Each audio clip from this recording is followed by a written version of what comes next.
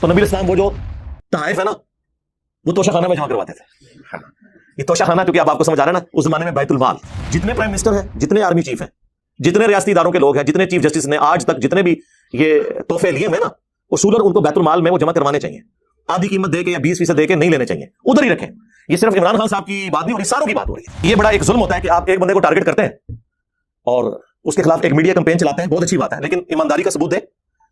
انہی کے دور حکومت میں جتنے بھی باقی لوگ ہیں نا, ریاستی اداروں کے لوگ بھی, ان کے طائف کی لسٹ بھی کہیں سے نکالیں اور وہ بھی ڈسپلے کریں اور دکھائیں کہ ان کے ساتھ کیا ہوا ہے. پھر پتہ چلے گا کہ آپ لوگ ٹرو جرنلسٹ ہیں. میں تو پہلے دن سے کہہ رہا ہوں کہ یہ غلط ہے. توشہ خانے کا کسی کو پتہ نہیں تھا. ایسے 2 سال پہلے جب وہ ایک صحافی ابرار جس کو دھمکیاں تھیں پی ٹی آئی کی گورنمنٹ نے, جب اس نے وہ نئی اپلیکیشن دی تھی نا جسٹس گل حسن کے پاس, کیونکہ میں چیف جسٹس تھے اس وقت اطہر من اللہ, تو میری بھی کچھ وہاں پہ ڈیٹس لگتی تھی, تو وہ گل حسن صاحب کے پاس بھی میری ایک دفعہ ڈیٹ لگی تھی. پٹھان آدمی اور پٹھان دلیر بہت ہوتا ہے. 2 مجھے خوبیاں پٹھانوں کی بڑی پسند ہے, ایک دلیری, دوسری سادگی, اور باہر سے پڑھا ہوا ہے, انتہائی کوالیفائڈ بندہ ہے, کسی کا لحاظ نہیں کرتا. تو اس نے وہ جس طرح سماعت کی اور وہ ورڈز اس میں یوز کر رہا تھا نا, تو مجھے اندازہ تھا کہ اگر یہ مسئلہ آگے گیا نا تو یہ بہت خطرناک ہو جائے گا. حالانکہ اس میں بات صرف شروع ہوئی تھی. پرائم منسٹر تو کوئی بھی ہو سکتا ہے, ایک پوسٹ کا نام ہے, آرمی چیف ایک پوسٹ کا نام ہے, کسی بندے کے ساتھ منسوب نہیں ہے. لہٰذا ان کو جتنے گفٹ ملتے ہیں نا یہ گورنمنٹ کے خزانے میں آنے چاہیے. اور پھر دیکھیں اتنے مہنگے مہنگے گفٹ ہیں, ان گفٹس کے ذریعے ویسے ہمیں تو یہ کہتے ہیں آپ 10-10 روپے ڈیم فنڈ میں جمع کروائیں, 20-20 روپے اسلاف فنڈ میں جمع کروائیں, اور خود انہوں نے لاکھوں کروڑوں کے جو گفٹ ہیں وہ اپنے پاس رکھے ہیں. اور صرف گفٹ نہیں, پھر ان کی رشتہ داریاں ہوتی ہیں, اور پھر آگے سارے کے سارے معاملات چلتے ہیں ان کے. ان لوگوں نے اپنی جیبیں نہیں ڈھیلی کر دی ہیں, انہوں نے نہیں دینا گورنمنٹ کے خزانے کے اندر. ملک کے حاکم جو ہیں وہ عوام ہے. اور یہ بات اگر کوئی مذہبی پلیٹ فارم سے کرتا ہے تو وہ فوراً مولوی چکر پڑ جاتے ہیں, جی عوام کی حاکمیت, یہ تو جمہوریت شرک, اور خود یہ سارے حکمرانوں کے تلوے چاٹتے ہیں, سارے ان کنگز کے, ان بادشاہوں کے, ان ملوک کے قدموں میں بیٹھے ہوتے ہیں. اسلامی ہسٹری میں جتنی حکومتیں حکمرانوں نے کی نا ظلم پہ مبنی, سارے مولوی بزرگان دین ہی تھے جو ان کے درباروں میں بیٹھے ہوئے ان کو فتوے دیتے ہوتے تھے. اس زمانے میں اگر ان کو ہوتا نا کہ عوام کی حاکمیت ہونی چاہیے, ہر شخص کو اللہ تعالیٰ نے آزاد پیدا کیا, کسی کو حق نہیں اسے غلام بنایا اپنا, جبکہ وہ عوام اپنے ٹیکسز کے ذریعے تمہاری تنخواہیں بھی دے رہے ہوں. اور یقین کریں وہ بندہ حیران ہو جاتا ہے. جناب پرائم منسٹرز ہیں, اپنے بیگ اٹھائے ہوئے ہیں, اپنے بچوں کو بھی خود اٹھایا ہوا ہے, سڑک کراس کر رہے ہیں, سائیکل پہ جا رہے ہیں, جی اتنا بڑا جج ہے سائیکل چلا رہا ہے.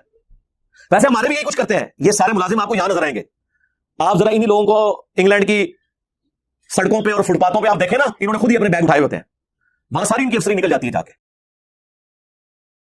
میں ایک فلاحی ادارے میں کام کرتا ہوں. ہماری تنخواہ صدقہ اور خیرات کے پیسوں سے ملتی ہے. ہمارے ادارے کو ڈونر بکرے وغیرہ صدقہ کرتے ہیں, اور اس کا گوشت بھی ہم ورکر کو دیا جاتا ہے. کیا ہمارے لیے جائز ہے؟ بالکل جائز ہے, حلال ہے, قرآن میں آیا ہے. سورہ التوبہ کی آیت نمبر 60 جو ہے نا, 60 نمبر, اس میں زکوٰۃ اور صدقات, ویسے عربی میں جو قرآن میں جو ٹرم ہے وہ صدقات یوز ہوئی ہے. جو فرض صدقہ ہے اسے ہم زکوٰۃ کہتے ہیں یا عشر کہتے ہیں کھیتی باڑی کے کیس کے اندر, اور اس طریقے سے خمس کہتے ہیں اگر کوئی زمینی دفینہ نکل آئے, کسی کی زمین میں تیل نکل آتا ہے یا کوئی خزانہ نکل آتا ہے, تو سیدھا آپ نے اس کا 5واں حصہ جو ہے نا وہ بیت المال میں جمع کروانا ہے. اور جو نفلی صدقات ہیں ان کے لیے ہماری ٹرم صدقہ خیرات یوز ہوتی ہے, لیکن قرآن میں صدقہ ہی کہا جاتا ہے اس کو.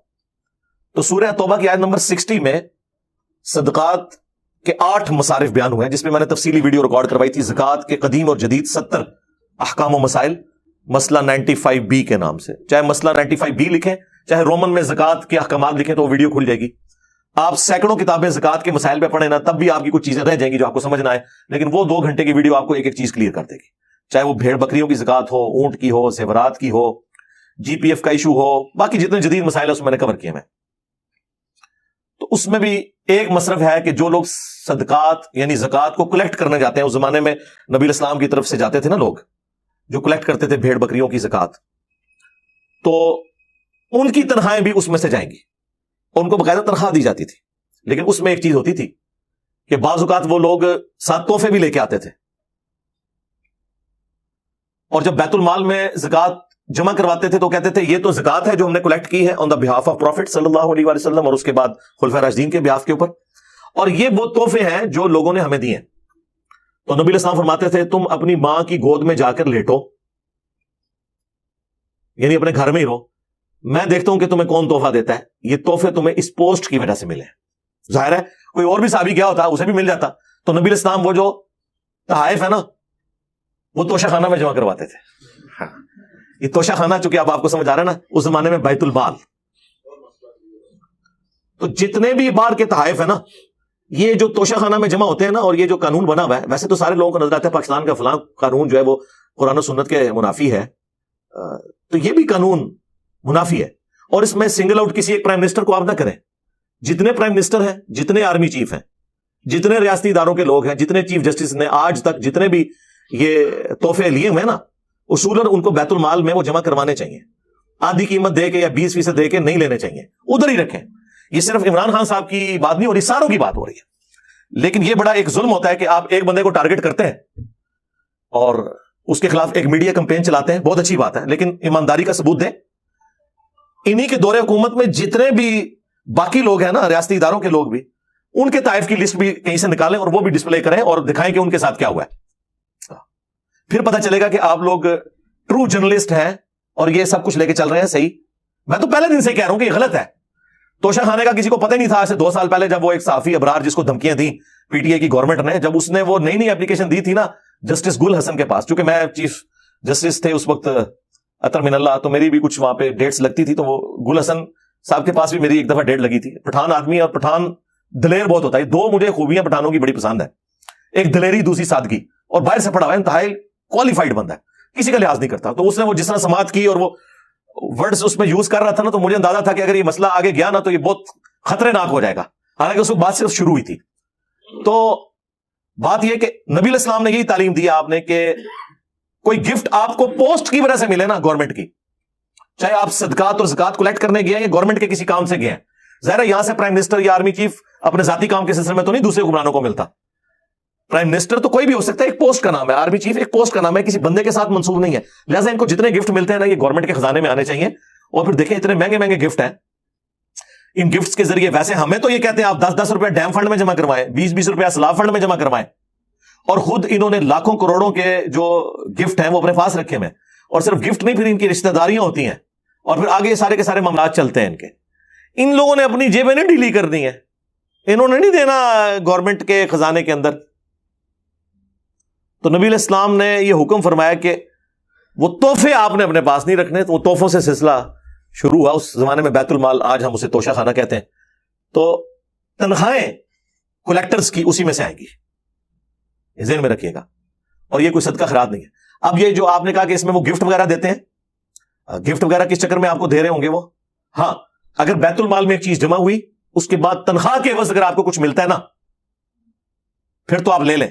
لیکن صرف اس وجہ سے کہ آپ اس دفتر میں ملازم ہیں, آپ کو بکرے مل رہے ہیں, تو کیا پاکستانی پوری عوام کو وہ بکرے مل گئے ہیں, ان کا گوشت نہیں ملا, تو آپ کس چکر میں بکرے لے رہے ہیں؟ صرف تنخواہ کے علاوہ جو کچھ لیں گے پھر باقیوں کا بھی حق ہے. آپ سے زیادہ حقدار لوگ موجود ہیں. آپ سے زیادہ حقدار وہ لوگ ہیں جو بیچارے بے روزگار ہیں. آپ کے پاس تو پھر بھی تنخواہ آ رہی ہے نا, آپ کو جو بے روزگار لوگ ہیں وہ تو زیادہ حقدار ہیں. تو یہ تحفے تحائف اس میں سے نہ لیں. باقی جو آپ کو تنخواہ مل رہی ہے وہ آپ کا رائٹ ہے, آپ ضرور لیں. بلکہ نبی السلام تو بعض آپ کے ساتھی ریلیکٹنٹ ہوتے تھے, تو آپ ان کو زبردستی دیا کرتے تھے کہ جب ہم کسی کو پوسٹ دیں گے تو ہم اسے ساتھ تنخواہ بھی دیں گے یا جو کچھ دیں گے, اور اس میں وہ ریلیکٹنٹ نہ ہو. اسی کے تحت سرکاری ملازمین کی تنخواہیں ہوتی ہیں, اسی کے تحت فوج کی تنخواہیں ہوتی ہیں, پولیس کی ہوتی ہیں, جوڈیشری کی ہوتی ہیں. یہ الگ بات ہے کہ ہمارے یہ سارے ادارے اپنے آپ کو ملک کا حاکم سمجھتے ہیں, حالانکہ ملک کے حاکم جو ہیں وہ عوام ہے. اب یہ بات اگر کوئی مذہبی پلیٹ فارم سے کرتا ہے تو وہ فوراً مولوی چکر پڑ جاتے ہیں, جی عوام کی حاکمیت, یہ تو جمہوریت شرک. اور خود یہ سارے حکمرانوں کے تلوے چاٹتے ہیں, سارے ان کنگز کے, ان بادشاہوں کے, ان ملوک کے قدموں میں بیٹھے ہوتے ہیں. اسلامی ہسٹری میں جتنی حکومتیں حکمرانوں نے کی ہیں نا ظلم پہ مبنی, سارے مولوی بزرگان دین ہی تھے جو ان کے درباروں میں بیٹھے ہوئے ان کو فتوے دیتے ہوتے تھے. اس زمانے میں اگر ان کو ہوتا نا کہ عوام کی حاکمیت ہونی چاہیے, ہر شخص کو اللہ تعالیٰ نے آزاد پیدا کیا, کسی کو حق نہیں اسے غلام بنایا اپنا, جبکہ وہ عوام اپنے ٹیکسز کے ذریعے تمہاری تنخواہیں بھی دے رہے ہوں. جائیں باہر یورپ اور امریکہ میں دیکھیں, واقعی وہاں پہ اگر پریزیڈنٹ ہے, پرائم منسٹر ہے, وزیر ہے, ویسے تو وہ وزیر کا لفظ, وہ سیکٹری کا لفظ استعمال کرتے ہیں, وہ اپنے آپ کو ملازم سمجھتے ہیں. ڈیوڈ کیمرون نے کس طرح, جب وہ گھسا تھا وہ ہاسپٹل میں, تو ادھر کا جو ہاسپٹل کا ہیڈ تھا اس نے کس طرح اس کو نکال دیا کہ میری اجازت کے بغیر تم کیسے آ گئے ہو. یہاں پرائم منسٹر کا دورہ ہو نا کسی ہاسپٹل میں, تو کئی مریضوں کو وہاں سے شفٹ کر دیتے ہیں وہ جگہ کھلی کرنے کے لیے. یہ فرق ہے. اور یقین کریں وہ بندہ حیران ہو جاتا ہے, جناب پرائم منسٹرز ہیں, اپنے بیگ اٹھائے ہوئے ہیں, اپنے بچوں کو بھی خود اٹھایا ہوا ہے, سڑک کراس کر رہے ہیں, سائیکل پہ جا رہے ہیں. جی اتنا بڑا جج ہے, سائیکل چلا رہا ہے. ویسے ہمارے بھی یہی کچھ کرتے ہیں. یہ سارے ملازم آپ کو یہاں نظر آئیں گے. آپ ذرا انہی لوگوں کو انگلینڈ کی सड़कों पे और फुटपाथों पे आप देखें ना, इन्होंने खुद ही अपने बैग उठाए होते हैं, वहां सारी इनकी अफसरी निकल जाती है जाके, क्योंकि वहां पे लोग फिर इस चीज को ऐब समझते हैं। हम भी तो ऐसे जाहिल होने की वजह से इनको प्रमोट किए हुए हैं ना। यहां भी अगर लोग ऐब समझे ना इस बात को कि एक बंदे ने 7 इतने बंदे रखे हुए अपना सामान उठाने के लिए, तो यहां पे भी ये लोग मुंह छुपाते फिरे। वहां इसलिए नहीं, ये नहीं कि वहां ये मुलाजिम नहीं रख सकते, इनके पास तो इतना पैसा है, आपकी सोच है। सिर्फ वहां पे लोग क्या कहेंगे, इसने सामान उठाने के लिए बंदे साथ रखे हुए, वहां उनके सामने अपने आप को उस तरह प्रेजेंट करते हैं जिस तरह वहां अच्छा समझा जाता है। तो इसका मतलब है कि यार पाकिस्तानी अवाम से तो ज्यादा एजुकेटेड उनकी अवाम है, जन्नत फिर भी तुसी जाना है, ये लग जाएगा पता।